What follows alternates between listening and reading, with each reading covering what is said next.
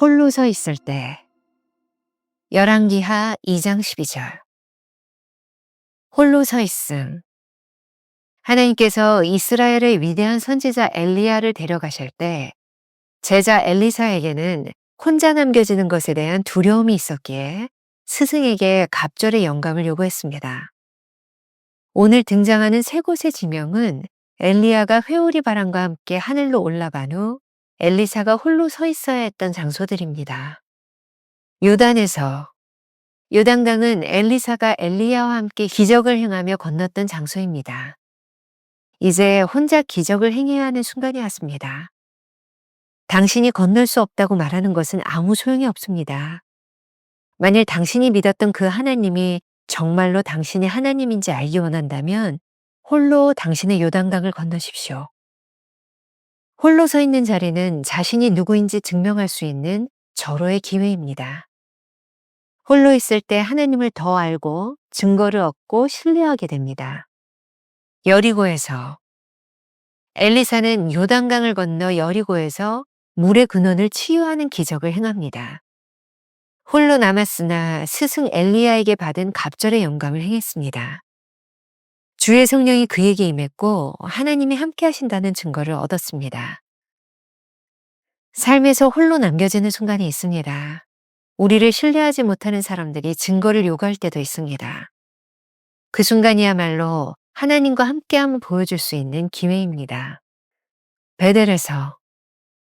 엘리사가 베델에 올라갔을 때 그를 놀리던 40명의 아이들이 저주를 받아 암곰 2마리에게 찢겨 죽는 무서운 사건이 벌어집니다.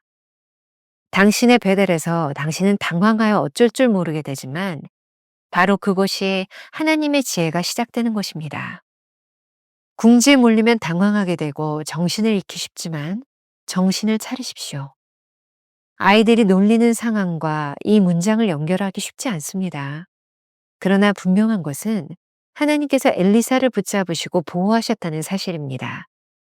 홀로 남겨진 엘리사는 능력을 받았을 뿐 아니라 누구도 그를 업신여기지 못하도록 하나님께서 지켜주셨습니다. 이제 하나님을 의지하며 주어진 일을 감당할 수 있습니다. 김병삼 목사의 매일 만나 365, 오늘은 8월 11일 홀로 서 있을 때라고 하는 제목으로 말씀을 나누어 보겠습니다. 홀로 서 있음. 챔버스는 오늘 설교를 언제 했을까요? 그의 삶과 사역에도 믿었던 멘토를 먼저 떠나보낸 기억이 있지 않았을까요? 인생에서 당혹스러운 일 중에 하나가 가장 믿었던 사람을 잃을 때일 것 같습니다. 하지만 바로 그때 우리가 누구를 의지하고 살아왔는지가 명백해집니다. 오늘 묵상에서 챔버스는 엘리사가 홀로 서야 했던 3군데 장소를 들어서 이야기합니다. 오늘 말씀을 제대로 이해하기 위해서 말씀의 상황을 조금 아는 것이 필요할 것 같습니다. 우리가 잘 아는 것처럼 엘리사는 엘리야의 제자입니다. 하나님께서 이스라엘 역사에서 가장 위대한 선지자 중 하나인 엘리야를 데려가실 때 엘리사에게는 두려움이 있었습니다. 자기 혼자 남겨지는 것에 대한 두려움이죠. 그래서 엘리사는 스승인 엘리야에게 홀로 남겨질 자신에게 갑절의 영감을 달라고 기도했습니다.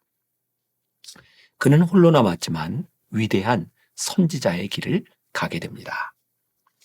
오늘 묵상글에서 3곳의 지명이 등장합니다. 엘리야가 회오리 바람과 함께 하늘로 올라간 후 엘리사가 홀로 있어야 했던 장소들입니다. 오늘 그 3가지 장소들을 살펴봅니다. 첫 번째, 요단에서 홀로 있을 때. 열왕기하 2장 14절 말씀을 제가 읽어드립니다. 엘리야의 몸에서 떨어진 그의 겉옷을 가지고 물을 치며 이르되 엘리야의 하나님 여호와는 어디 계시니까 하고 그도 물을 치매 물이 이리저리 갈라지고 엘리사가 건너니라. 엘리야가 하늘로 올라간 후 엘리사는 혼자 남겨졌습니다. 그런데 지금 엘리사가 행한 기적은 바로 전에 있었던 엘리야의 기적을 생각나게 합니다. 바로 열왕기하 2장 8절이죠. 엘리야가 겉옷을 가지고 말아 물을 치매 물이 이리저리 갈라지고 두 사람이 마른 땅 위로 건너더라. 이전에 엘리야와 함께 기적을 행하고 건넜던 요단강인데 이제 혼자 기적을 행해야 하는 순간이 왔습니다.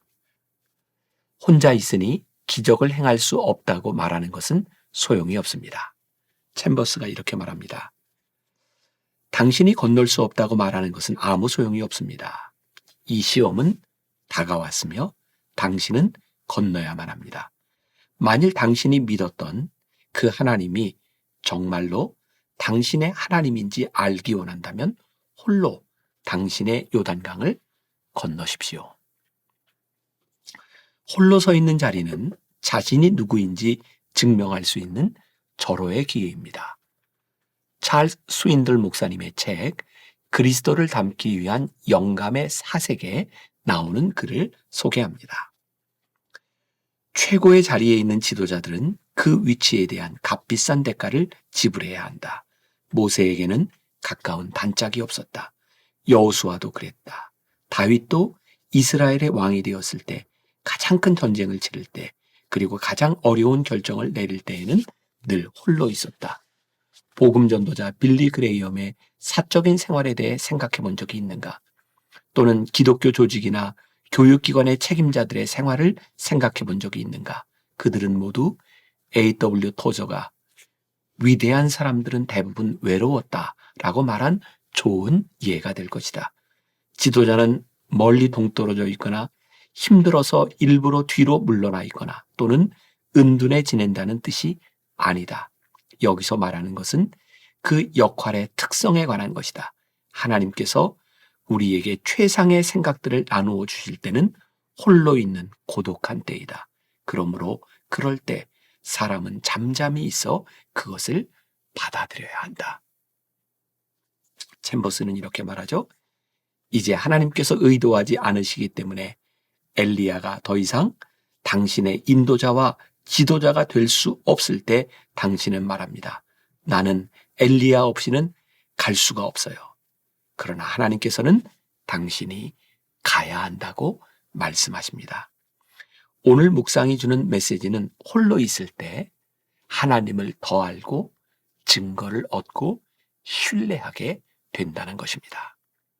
두 번째 장소, 여리고에서 홀로 서 있음. 열왕기하 2장 15절의 말씀을 보겠습니다. 맞은편 여리고에 있는 선지자의 제자들이 그를 보며 말하기를 엘리야의 성령이 하시는 역사가 엘리사 위에 머물렀다 하고 가서 그에게로 나아가 땅에 엎드려 그에게 경배하고. 엘리야가 하늘로 들려진 후 엘리사는 요단강을 건너 이전에 엘리야와 함께했던 여리고에 이르게 됩니다. 이곳에서 엘리사는 그의 스승 엘리야가 행했던 많은 기적을 목격했습니다. 하지만 이제 기적을 행하던 엘리야는 더 이상 그곳에 존재하지 않습니다. 이제 홀로 여리고 성에서 그의 스승에게 받은 능력을 행해야 합니다. 16절 이하를 계속 읽다 보면 사람들이 하늘로 올라간 엘리야를 찾기 위해 사람을 보내는 장면이 나옵니다. 지금 여리고에 있는 엘리사보다 그의 스승 엘리야에게 향수를 느끼며 신뢰를 보내고 있는 것이죠. 하지만 사람들은 엘리야를 찾지 못했고 그곳에서 엘리사는 물의 근원을 치유하는 기적을 행하게 됩니다. 그는 홀로 남았으나 스승 엘리야에게 받은 갑절의 영감을 행하는 자가 되었습니다. 이제 주의 성령이 그에게 임했고 하나님이 함께 하신다는 증거를 얻게 됩니다. 우리도 삶에서 홀로 남겨지는 순간들이 찾아옵니다. 우리를 신뢰하지 못하는 사람들이 증거를 요구하는 때도 있습니다. 바로 그 순간이야말로 하나님과 함께함을 보여줄 수 있는 기회의 순간이기도 합니다. 세 번째 장소, 베델에서 홀로 서 있음. 열왕기하 2장 23절 말씀을 보겠습니다. 엘리사가 거기서 베델로 올라가더니 그가 길에서 올라갈 때 작은 아이들이 성읍에서 나와 그를 조롱하여 이르되 대머리요 올라가라, 대머리요 올라가라 하는지라. 오늘 묵상에 세 곳의 지명이 등장하고 있죠. 요단강, 여리고, 베델. 열왕기하 2장을 처음부터 읽어보면 엘리야가 하늘로 올라가기 전 엘리사와 함께 베델에서 내려와 여리고를 지나 요단강을 건너 거기서 회오리 바람을 타고 올라갑니다. 그리고 그 장소를 그대로 엘리사가 혼자 되짚어 갑니다. 요단강에서 여리고에서 베델로. 바로 이 베델로 올라갔을 때 아이들이 엘리사를 놀리는 장면이 지금 말씀이죠. 사실 오늘 본문에 나오지는 않지만 엘리사를 놀리던 40여 명의 아이들이 저주를 받아 숲에서 나온 암콤 2마리에게 찢겨 죽임을 당하는 무서운 사건이 기록되어 있습니다. 오늘 묵상글과 이 사건의 연결이 쉽지 않습니다. 챔버스는 이렇게 말하고 있어요. 당신의 베델에서 당신은 당황하여 어쩔 줄 모르게 되지만 바로 그것이 하나님의 지혜가 시작되는 곳입니다. 궁지에 몰리면 당황하게 되고 정신을 잃기 쉽지만 정신을 차리십시오. 아이들이 놀리는 상황과 이 문장을 연결시키는 것이 쉽지 않습니다. 한 가지 분명한 것은 하나님께서 홀로 남겨진 엘리사를 쓰시기 위해 그를 붙잡으시고 보호하셨다는 것입니다. 홀로 남겨진 엘리사는 능력을 받았을 뿐 아니라 누구도 그를 업신여기지 못하도록 하나님이 지켜주셨습니다. 이제 홀로 남겨졌지만 엘리야를 찾지 않아도 됩니다. 하나님을 의지하며 자신에게 주어진 일을 감당할 수 있습니다. 우리가 기억해야 될 한 줄 노트. 삶과 사역에서 홀로 남겨질 때, 믿었던 사람을 더 이상 의지할 수 없을 때 오로지 하나님의 약속을 의지하며 홀로 서야 합니다.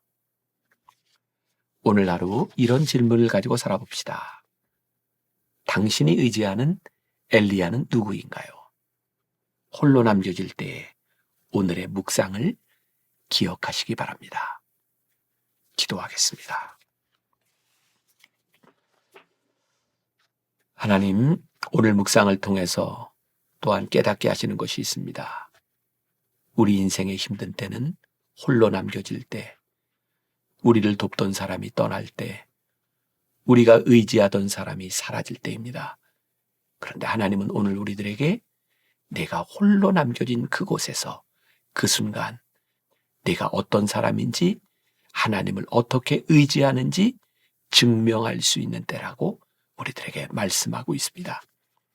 오늘 말씀을 함께 나눈 우리 성도들 가운데 혹시 홀로 남겨져 외로움 가운데 내가 어떻게 이 험한 세상을 살아갈 수 있습니까? 라고 한탄하는 사람이 있습니까? 오늘 엘리사가 우리들에게 좋은 도전이 되게 하셔서 홀로 남겨졌지만 홀로 남겨진 엘리야와 함께 역사하셨던 하나님이 홀로 남겨진 우리와 역사하실 수 있음을 고백하게 하여 주옵시고 우리를 통해 일하시는 하나님을 증거할 수 있는 귀한 믿음의 사람들이 되게 하여 주옵소서. 예수님의 이름으로 기도했습니다. 아멘. 삶과 사역에서 홀로 남겨질 때, 믿었던 사람을 더 이상 의지할 수 없을 때, 오로지 하나님의 약속을 의지하며 홀로 서야 합니다.